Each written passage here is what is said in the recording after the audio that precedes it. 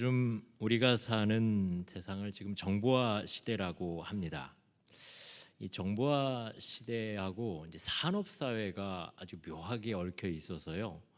스피드와 대량 생산, 거기에 이제 정보력까지 더해져서 한 사람이 살면서 1년 안에 누릴 수 있고 알아낼 수 있고 또 경험할 수 있는 것이 정말 어마어마한 세상에 우리가 지금 살고 있습니다. 삶이 편리해졌지만 근데 조금은 급해지고 바빠진 것도 사실입니다. 빨리빨리 일하고 바쁘게 사는 것이 미덕인 그런 세상 속 우리가 지금 살고 있습니다. 사람들이 원하는 것을 더 빨리 쉽게 얻는 삶을 살게 되었지만 반면에 그렇게 해서 얻은 빠르고 많아진 삶이 행복하지만은 않다라는 사실이 또 우리에게는 고민입니다. 쉽게 빨리 얻어낸 것을 손에 쥐고는 이상하다. 왜 이렇게 내가 마음이 불안하지? 기쁘지 않지? 편하지 않지? 하면서 갸우뚱거리는 사람을 스스로에게도 보고요. 다른 사람에게도 많이 봅니다. 쉽게 얻어낸 만큼 또 실증도 금방 됩니다. 그리고는 또 다른 새 것을 찾아서 빨리 그것을 소비하고 또 다른 것을 찾아서 소비하고 그렇게 소비하다 보면 우리 뒤에는 어마어마한 쓰레기더미가 남아 있습니다.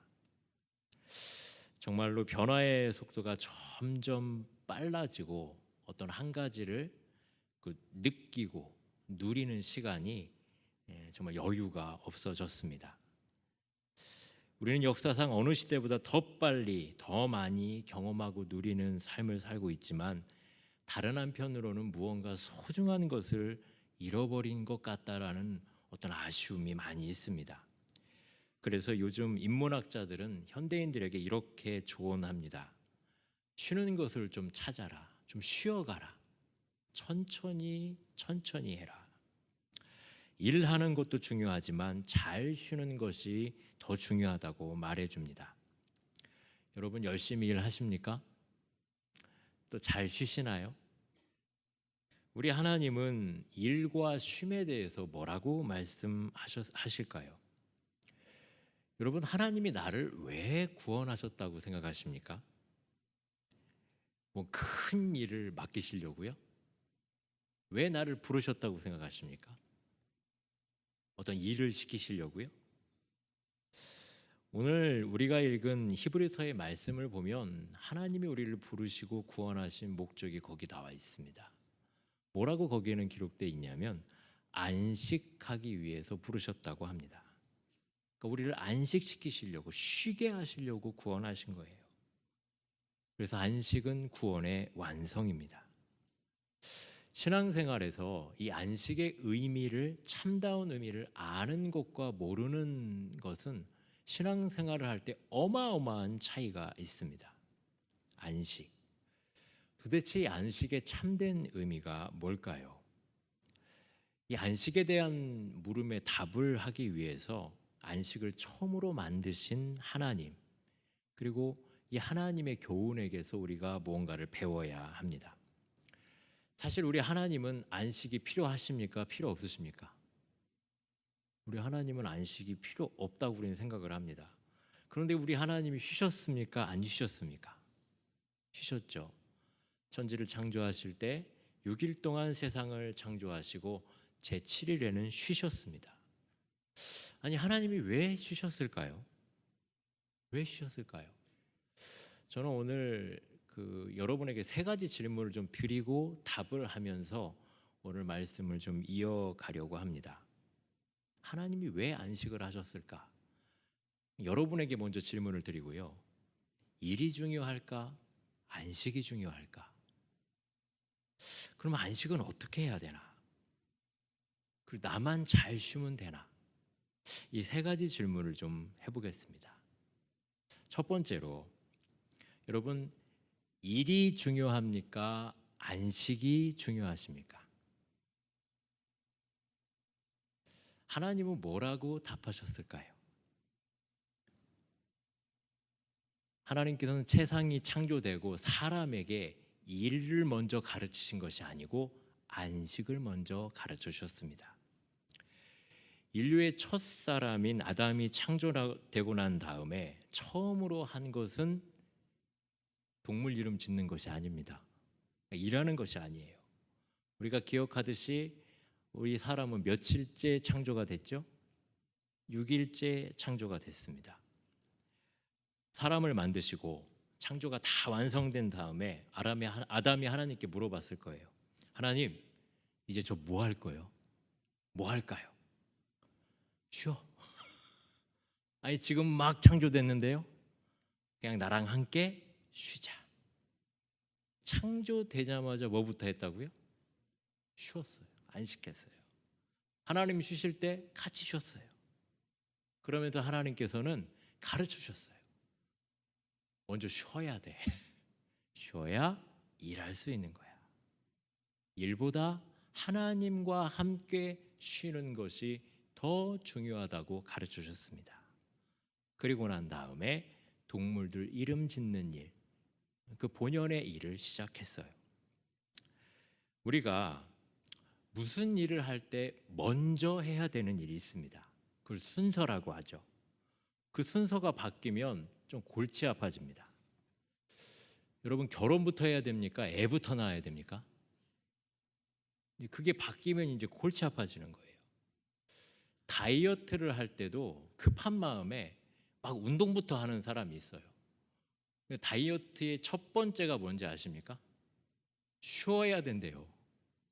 몸이 아주 안정적인 상태가 될 때까지 푹 쉬고 난 다음에 운동하고 그 다음에 음식을 배치하고 또 쉬고 운동하고 이제 음식을 먹고 이 사이클을 잘 유지하는 것이 온전한 다이어트래요. 이걸 모르니까 막 무작정 굶고 땀 흘리는 거예요. 막 양껏 하다가 지쳐 나가 떨어져가지고 정신 차리고 허겁지겁 먹고, 그러니까 질서도 균형도 없이 다이어트를 하다가 많이 사람들이 실패를 합니다. 사실은 성경 안에도요, 하나님께서 우리에게 가르쳐 주시는 많은 개념들이 있습니다. 하나하나 다 거룩하고 중요한 개념들이지만 그것도 순서가 있어요. 우리가 기도할 때 우리의 필요를 먼저 구하는 게 좋아요, 안 좋아요? 하나님, 저 이거 필요해요. 구하고 싶죠. 근데 하나님께서는 뭐부터 구하라 하셨습니까? 먼저 그의 나라와 그의 의를 구하라. 내가 급해서 기도하러 왔을지라도 먼저 하나님께 구해야 될 순서가 있어요. 이 성경에 나오는 영적 개념들도 그렇습니다. 뭐가 중요하고 중요하지 않자 이 의미가 아니고 먼저 선결해야 되는 것들이 있어요. 선제해야 되는 것들이. 예수님의 십자가와 부활이 성령과 교회보다는 앞선 개념이에요. 예수님의 십자가와 부활을 이해한 다음에 그 다음에 성령과 교회가 이해가 돼요. 이걸 뒤바꾸면요 좀 이상해져요. 이제 하나님의 공의가 하나님의 사랑보다는 앞선 개념이에요. 하나님의 공의가 먼저고 그 다음 사랑이에요. 이게 뒤바뀌면 또 헷갈려요. 이제 오늘 우리에게 주신 말씀도 일보다 뭐부터라고요? 쉼이, 안식부터 해요. 그래서 일주일에 요일을 배치할 때도 뭐부터 시작합니까? 우리는 쉬고 시작하는 거예요. 주일부터 쉬는 거예요. 그리고 월, 화, 수, 목, 금, 토. 여러분, 성경적으로 이 주일을 편안하고 여유롭게 보내는 것이 복의 첫걸음입니다. 이거부터 잘 하시기를 바랍니다. 이게 창조의 원리요, 하나님의 시간을 운용하는 첫 번째 원칙입니다. 자, 제가 한 가지 질문을 드렸어요. 일부터 해요? 쉬는 것부터 해요? 세상 사람들은 다르게 얘기하잖아요. 근데 성경의 원리는 안식부터입니다. 두 번째로, 여러분, 우리가 안식하지 아니하면 무슨 일이 일어날까요? 쉬지 않으면 어떤 일이 일어날까요? 이걸 믿음의 사람처럼 생각을 하셔야 됩니다. 우리가 하나님이 쉬라고 한 그 안식을 지키지 아니하면 어떤 일이 벌어지나? 병 걸리나? 그게 아니에요. 우리가 안식하지 아니하면 내 삶에 말씀의 능력이 없어져요. 뭐가 없어진다고요? 말씀의 능력. 이 말을 좀 잘 이해하셔야 합니다. 여러분, 하나님의 말씀에는 능력이 있습니까? 없습니까? 하나님이 세상을 창조하실 때 뭘로 창조하셨죠? 그러면 세상은 뭘로 이루어져 있죠? 하나님의 말씀으로 이루어졌어요. 그런데 이 말씀의 능력이 사람에 따라 달라요. 그런가요? 안 그런가요? 그런가요? 안 그런가요? 어떤 사람에게는 똑같은 말씀인데 자신과 가정과 세상을 바꿀 만한 능력 있는 말씀이고, 또 어떤 사람에게는 똑같이 들었는데 뭐 그저 그런 교훈이나, 또 어떤 사람은요 전혀 나와는 관계없는 그런 말씀일 수가 있어요. 왜일까요? 뭐가 있고 없고의 차이일까요? 그래요, 잘 아십니다. 믿음이 있고 없고의 차이예요. 오늘 우리가 읽진 않았지만 히브리서 4장 2절을 한번 펴보시길 바랍니다. 아니야, 자막으로 나올 수도 있을 것 같아요. 한번 같이 읽어볼까요? 4장 2절에 있는 말씀입니다. 그 말씀이 그들에게 유익이 되지 못한 것은 듣는 자가 믿음과 결부시키지 아니함이라. 말씀을 똑같이 들었어도 그 듣는 사람이 믿음이 있고 없고에 따라서 그 말씀 안에 있는 숨겨진 능력이 그 사람의 삶에 발현되기도 하고 전혀 무용지물이 되기도 해요. 또 우리가 오늘 읽은 4장 12절에 굉장히 하나님의 말씀에 관한 유명한 말씀이 있습니다. 말씀의 능력에 관한 말씀이죠. 12절 말씀 한번 같이 읽어보시죠. 시작. 하나님의 말씀은 살아있고 활력이 있어 좌우의 날선 어떤 검보다 예리하여 혼과 영과 및 관절과 골수를 찔러 쪼개기까지 하며 또 마음의 생각과 뜻을 판단하시나니. 여러분, 굉장히 능력 있는 말씀 아니에요. 근데 이 말씀이 나오는 그 직전에 11절에 우리에게 이렇게 말씀하셔요. 이렇게 말씀이 능력 있기 위해서 하나님의 안식에 들어가기를 힘쓸지니. 우리가 하나님 안에서 안식하지 못하면 말씀의 능력이 발현되지가 않아요. 여러분, 몸에 혹시 병이 났을 때 일을 딱 놓고 병원에 가서 입원하는 게 좋을까요? 그냥 하던 일을 하면서 좋은 약 먹는 게 나을까요? 입원하는 게 회복이 빠를까요? 약 먹는 게 회복이 빠를까요? 물론 중병, 중의 병이 중하냐 중하지 않냐에 틀리지만 완전히 내 일터에서 몸을 떠나서 어느 곳에 편안히 쉬는 것이 회복이 굉장히 빨라요.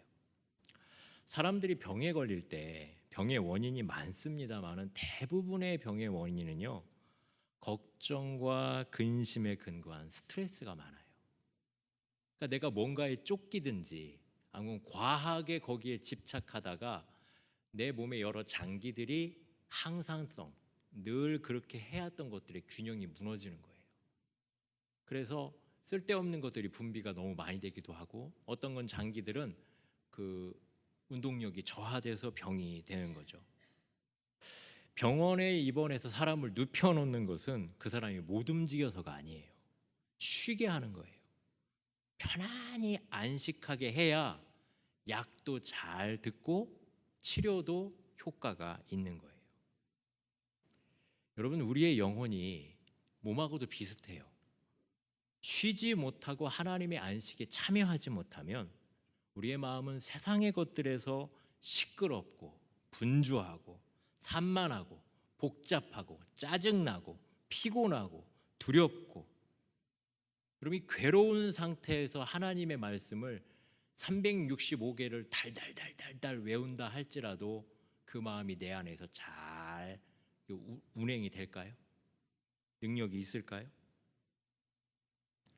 365개를 안 외워도 마음이 차분하고 평안하고 안정되고 고요한 상태에서 말씀 한 29절 가지고 평생을 살아도요 그 말씀의 능력이 그 사람을 온전히 사로잡습니다. 말씀이 육신이 되는 것을 성육신이라고 그래요. 여러분 안에 하나님의 말씀이 들어가서 그 말씀대로 살아간다면 성육신 하시는 거예요. 그 말씀이.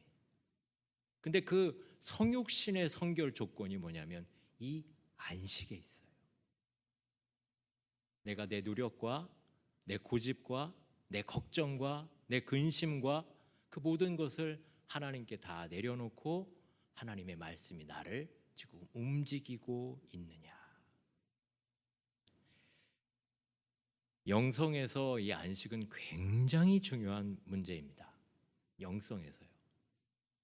제가 지난주에 이 안식에 관해서 이제 여러 사람들의 글도 읽고 그리고 설교도 듣고 그러면서 요즘 여러분 멍 때린다는 말 아십니까?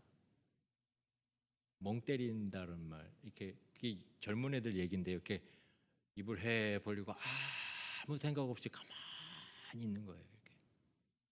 이렇게 멍 때린 표정을 여기서 제가 할 수가 없고, 그러니까 생각도 없고 고민도 없고 근심도 없고 정말 약간 정신이 나가거나 넉나간 사람처럼 멍하니 있는 거예요. 근데 이게 뇌에 그렇게 좋다네요. 뇌 건강에. 우리가 뭔가를 생각하면요, 뇌세포가 굉장히 많이 움직인대요. 그리고 막 기억하려고 애쓰고 사고하려고 애쓰면 머리가 막 들어가는 거예요. 근데 거기에서 잠깐 뭔가를 멍하고 놔버리면 그 순간 우리 뇌가 급속하게 자리를 조금 잡는데요. 뇌 건강에 굉장히 좋답니다. 근데 어떤 분은 그걸 영혼을 엿보는 기회가 될 수 있다 이런 얘기도 하더라고요. 근데 제가 그 글을 가만히 읽다가 예전에 저의 기억을 한번 떠올려 봤습니다. 제가 여기서 다 드릴 수는 없고 굉장한 실패를 경험한 적이 있습니다. 제가 실패를 경험을 해서 말 그대로 멍하니 있었어요. 내가 지금까지 해온 일의 의미가 무엇일까? 앞으로 나는 어떻게 될까? 이것저것 생각하다가 그냥 멍하고 본 적이 있어요, 뭔가를. 그런데 멍하고 있다가 그때가 겨울이었는데 앞에 시냇물이 얼었었어요. 근데 멍하고 시냇물을 바라보는데 그 속에서 냇물이 얼음을 뚫고 막 흐르는 게 보이는 거예요. 근데 그러다가 저는 이제 하나님의 음성을 듣게 됐어요. 뭐 보다가요? 시냇물을 보다가. 멍하지 않았으면 그냥 시냇물은 시냇물, 겨울이니까 얼었고 녹았지. 그런데 멍하다가 내 생각을 정지하고 내가 판단하고 내가 막 뭐라고 고민하고 걱정하는 것을 딱 놓고 어떻게 생각하면 내가 들으려고 하니까 그때부터 하나님이 말씀하시는 것이 들리기 시작해요.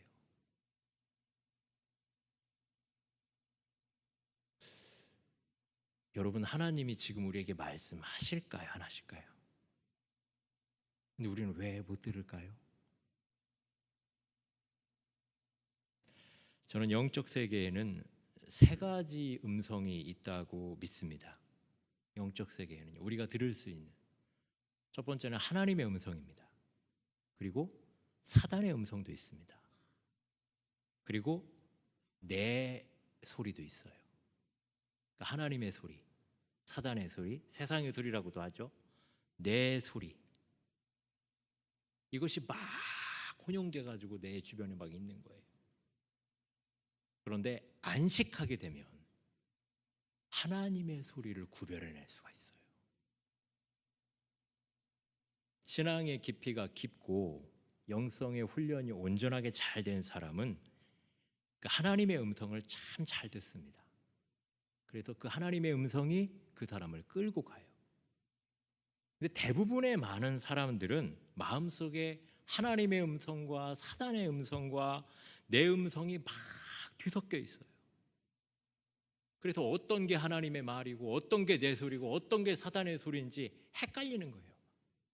그러니까 정신이 하나도 없는 거예요. 여러분, 우리가 온전한 안식을 하게 되면 그것들이 다 보이고 정리가 되고 분별할 수가 있습니다. 근다고 막 그냥 편안히 쉰다고 되는 게 아니에요. 누구 안에서 쉬어야 된다고요?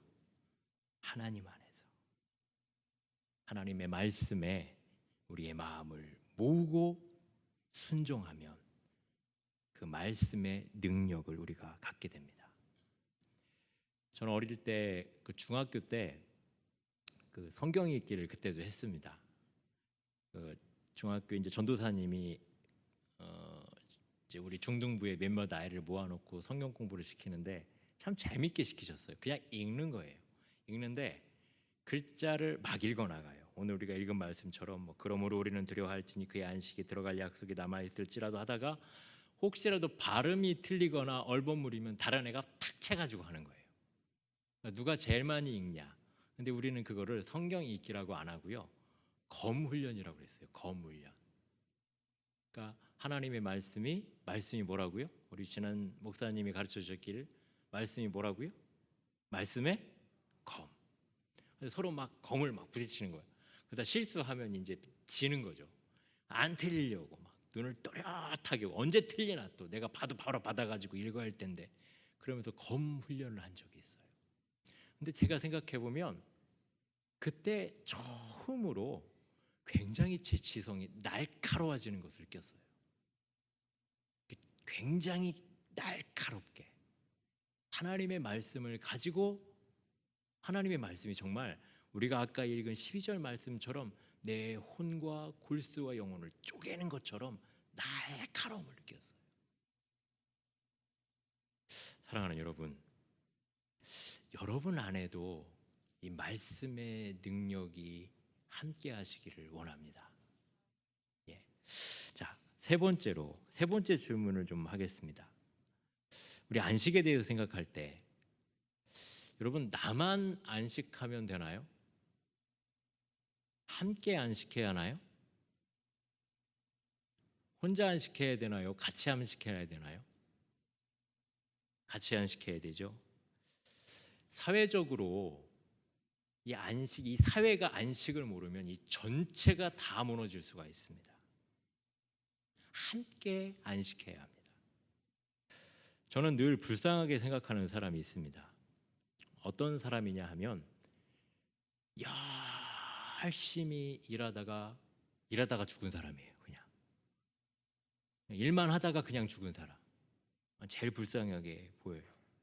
자기가 일한 결과도 전혀 누리지 못하고, 자기가 일한 것을 감상하지도 못하고, 여유 없게 그냥 일만 죽어라 하는 사람이에요. 예수 믿는 사람일지라도 이렇게 일만 죽어라 하는 사람이 있어요. 이게 하나님의 뜻일까요? 일을 많이 그냥 계속 하는 게? 어떤 신학자는 요즘 예수 믿는 사람들조차도 오늘 이 시대를 지배하고 있는 세속적인 가치관, 일 중독, 일 잘하면 그 사람이 위대한 것처럼 보이는 거기에 영향을 받았다 하고 이야기를 합니다. 우리 한국 사람의 특성은 열심과 열정이 있습니다. 이 교회도 한국인의 빨리빨리의 특성과 이 하나님의 은혜가 맞물려 가지고 전대미문의 고도 압축 성장을 했어요. 이렇게 짧은 기간에 이렇게 큰 폭으로 성장한 교회가 역사상 없습니다. 그런데 성장을 했는데 많은 사람들이 말하고, 또 저도 생각하기를 좀 안식하는 법을 좀 잊고, 안식을 못해서요, 좀 사고도 좀 많이 내는 것 같습니다. 우리나라 사회와 교회를 다 같이 볼 때에 사회가 커지고 또 변화와 발전의 속도는 굉장히 높아졌는데 그 힘과 속도를 조절을 못하는 거예요. 그 덮어놓고 그냥 억지를 쓰다가 사건이 나도 대형 사건을 일으킵니다. 세상이 급해지고 좀 구조가 엉성하면 교회가 좀 그 속도를 좀 늦춰주고 정신 차리게 해줘야 하는데, 우리 교회도 어떤 때는 너무 급할 때가 있어요. 그러다가 같이 막 어울려져 가지고 내가 지금 여기 나는 누구, 여기는 어디, 분별을 못할 때가 참 많이 있어요. 그 사람들이 자기의 인생을 너무나도 복잡하고 그렇게 살다가 교회를 바라보면서 고요함과 평안과 안식을 느껴야 하는데 교회조차도 정신이 없는 거예요.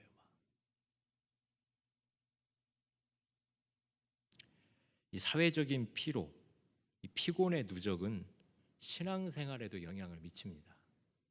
하나님과의 관계에도 영향을 미쳐요.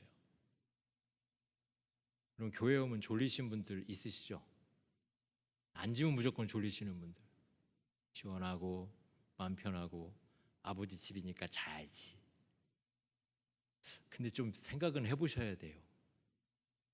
이곳에서는 내 영혼이, 육체가 안식하는 것이 아니라 내 영혼이 안식을 하셔야 돼요.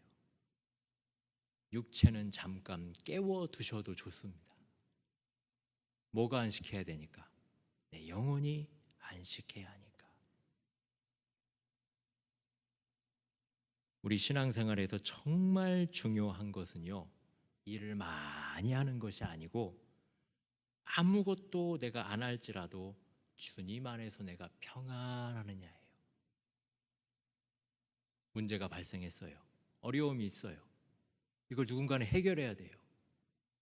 나도 막 뛰어야 될 것 같아요. 그런데 내가 가만히 있어도 하나님을 신뢰하고 의지하면서 평안할 수 있느냐? 참 믿음입니다. 벌써 오랜 시간이 지났는데 IMF 때 실직하는 사람들이 가장 힘들어했던 것은요, 소속된 직장과 직위가 곧 나라고 생각했었어요. 근데 그것을 박탈당한 거예요. 그건 직장을 잃어버린 정도가 아니에요. 월급을 못 받는다는 것이 더 중요한 게 아니고 나를 잃어버린 거예요. 왜? 그 직장과 직위가 곧 나였으니까. 그러니까 그걸 뺏어버리니까 아무것도 나에 대해서 말해줄 수가 없는 거예요. 여러분, 직업 이외에 나를 담아둘 수 있는 거 있어야 합니다. 그 중에 가장 중요한 것이 신앙이에요. 직장에서 사람들이 나에게 뭐라고 말하는 것보다 더 중요한 것은 하나님이 나에게 대해서 뭐라고 하시냐는 거예요. 다른 사람들이 나에게 등 돌려도 하나님이 나에 대해서 뭐라고 하냐면 그것으로 내가 살아갈 수 있는 거예요. 근데 이것도 준비가 안 된 사람은요, 직장을 잃어버리고 사회적인 지위를 잃어버리니까 어려운 말, 아이덴티티가 완전히 뿌리째 뽑혀버리는 거예요. 나를 잃어버리는 거예요. 왜 그랬습니까? 거기에 너무 강박을 가지고 있었기 때문이에요. 지금은 이제 우리 올림픽 골프 대표팀의, 여자 골프 대표팀의 감독인 박세리 선수가 감독이죠. 그 TV에서 작년인가 한 인터뷰를 제가 참 유심히 본 적이 있습니다. 그 어떤 인간극장 같이 그의 인생을 좀 돌아보는 그런 프로그램이었는데요. 울면서 이런 얘기를 하더라고요. 아버지를 막 원망을 해요. 거기에서 원망을 해요. 왜냐하면 아버지가 자기에게 골프를 가르쳤거든요. 여러분 그 일화는 잘 아실 거예요. 중학교 2학년 때 자는 애를 깨워가지고 공동묘지를 데려가가지고 거기에서 골프채를 쥐어주고 스윙을 몇 번 하고 와라, 이런 거 가르치고, 그리고 어떤 상황과 환경에서도 흔들리지 않는 그런 멘탈을 가르치기 위해서 참 여러 가지 강훈련을 했어요. 그런데 이 박세리 선수가 경기해요. 시즌이 끝나요. 시즌이 다 끝나고 이제 골프채를 놓고 내가 뭐 해야 되지? 골프 외에는 내가 뭘 해야 되는지를 가르쳐 준 적이 없는 거예요, 아버지가.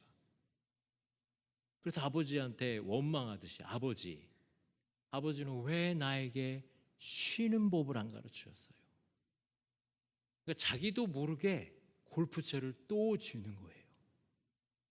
그래서 몇 번 스윙을 해야 마음이 편해지고, 또 이거 내가 지금 뭐 하고 있는 거냐 하고 내려놨다가도 골프채가 내 손에 없으면 불안해지는 거예요. 여러분, 이걸 우리가 흔히 뭐라고 합니까? 중독이라고 하죠.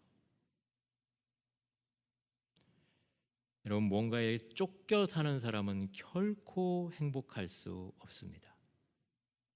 일, 일을 통해서 자기를 발견하는 사람은 그 하나님 안에서 자기를 몰라요, 지금. 그래서 언젠가는 크게 무너질 수 있는 구조적인 불안을 갖고 있습니다. 여러분 자신도 혹은 여러분의 자손들에게도 일 이외에, 공부 이외에 하나님과의 관계 가운데서 잘 쉬는 법을 가르쳐 주시길 바랍니다. 그것이 그의 인생을 굉장히 넓혀 줍니다. 이걸 조금 어려운 말로, 이 시대를 바라볼 때 실용주의 가치관이 지배하고 있다고 합니다. 그래서 움직여야만, 생산을 해야만 좋은 것이라고 해요. 가만히 있으면 게으르다고 합니다. 그런데 그렇지 않아요. 가만히 있을 때 더 창조적인 것이 나올 수가 있어요. 왜냐하면 생각하기 때문이에요. 쉬면서 다른 것들을 바라볼 수 있기 때문이에요. 저는 성경을 보다가 가장 긴박한 장면을 발견을 했어요. 여러분, 어떤 장면이 성경에 나오는 장면 중에 가장 긴박할까요? 홍해 앞에 모세. 홍해 바다 앞에 도착을 했는데 앞에는 홍해 바다고 뒤에는 애굽의 군대가 막 쫓아오고 백성들은 아우성을 칩니다. 어디로 도망가야 합니까? 좌로 도망갈까요? 우로 도망갈까요? 뿔뿔이 흩어질까요? 여기 뭉쳐 있을까요? 빨리 얘기해 주십시오. 군대가 쫓아옵니다. 모세가 뭐라고 했어요? 가만히 좀 있어봐요. 가만히 좀 있어 보세요. 누가 일하실 수 있게? 하나님 일하실 수 있게. 여러분, 뭐가 쫓아옵니까? 나를 누가 막 쫓아와요? 하나님 얘기하십니다. 뭐 하라고요? 가만히 좀 있어라. 내가 일할 수 있게. 3년밖에 안 되는 사역, 공생의 기간 동안에 예수님이 제자들과 전도하러 가셨습니다. 길을 가시는데 들판에 서서 가만히 가다가 예수님이 잠깐만 서봐 하고 제자들을 멈추셨어요. 그래서 주변을 이렇게 둘러보는 거예요. 제자들이, 예수님 오늘 어디 가야 되고요? 어디 가야 되고 어디 가야 되고 갈 곳이 많아요. 빨리 갑시다. 근데 예수님께서는, 얘들아, 여기 있는 들의 백합화도 보고 공중에 새를 봐라. 바라봐라. 하나님이 이들을 먹이시고 입히시듯이 우리를 지키시고 인도하시고 그리고 온전하게 하신다. 제자들은 빨리 가자고 해도 예수님은 쉬어가자 하셨어요. 성경에 보니까요, 좀 보라는 말이 굉장히 많더라고요. 하나님의 일하심을 좀 보래요. 생각해보고 또 십자가를 바라보고. 여러분, 이곳에 하나님이 부르셔서 여러분에게 막 뭘 하라고 하지 않으세요. 그죠? 하나님을 바라봐라. 바라봐라. 여러분, 서두르다가 더 큰 문제가 생깁니다. 저는 여러분의 인생길에도 하나님이 일하실 수 있는 그 공간을 들이시기를 바랍니다. 좀 하나님이 일하시는 것을 기다리시기를 바랍니다. 느긋하게 기다리면서 하나님의 멋진 간섭을 기대하십시오. 여러분, 그렇게 하기 위해서는 안식하셔야 합니다. 근데 왜 우리는 이렇게 안식하지 못할까요? 왜 이렇게 바쁘고 막 뛰어다니고 조바심 날까요? 안식하려면 왜 우리가 이 안식을 잃어버렸는지 그 원인을 알아야 합니다. 우리가 안식을 잃어버린 것은 다른 것이 아니고 죄 때문입니다. 죄가 우리의 마음 가운데의 평안을 뺏어갔기 때문입니다. 죄가 우리 마음속에 여유를 뺏어갔어요. 죄가 우리로 하여금 뭔가를 해야만 하는 조바심을 막 만들어내는 거예요. 죄가 우리를 긴장하게 하는 거예요. 우리를 불안하게 만드는 거예요. 초조하게 하는 거예요. 걱정하게 하는 거예요. 근심하게 하고 인정받으려고 막 꿈틀거리게 하는 거예요. 이런 사람들을 위해서 하나님은 우리에게 예수님을 보내셨습니다.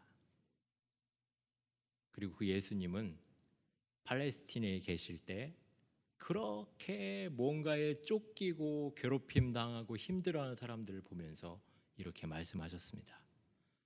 수고하고 무거운 짐진 자들아, 다 내게로 오라.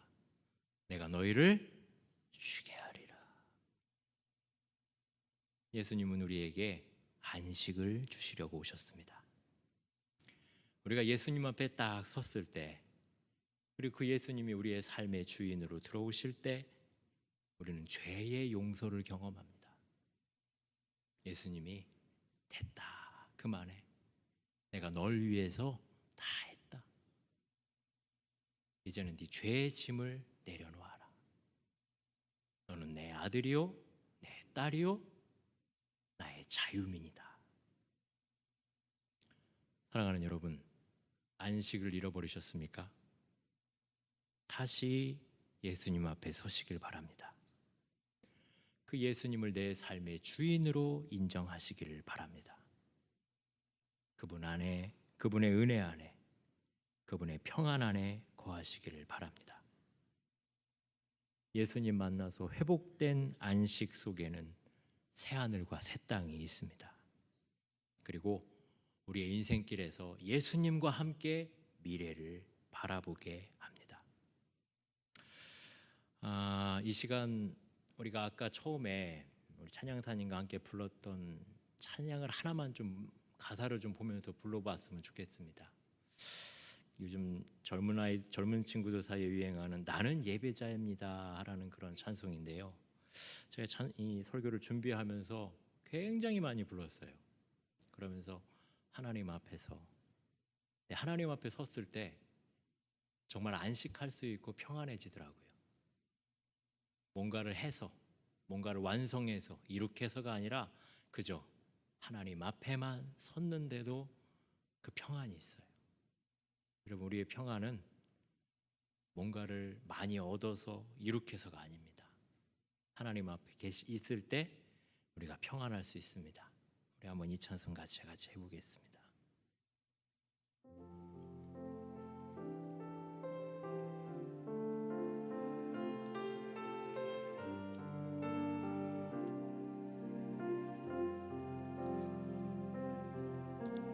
나는 하나님을 예배하는 예배자입니다.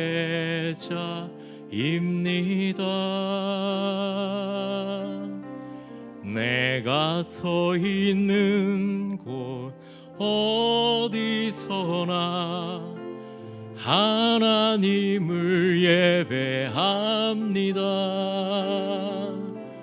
내 영혼 거룩한 은혜를 향하여 내 마음 완전한 하나님 향하여 이곳에서 바로 이 시간 하나님을 예배합니다. 나는 하나님을 예배하는, 나는 하나님을 예배하는 예배자입니다.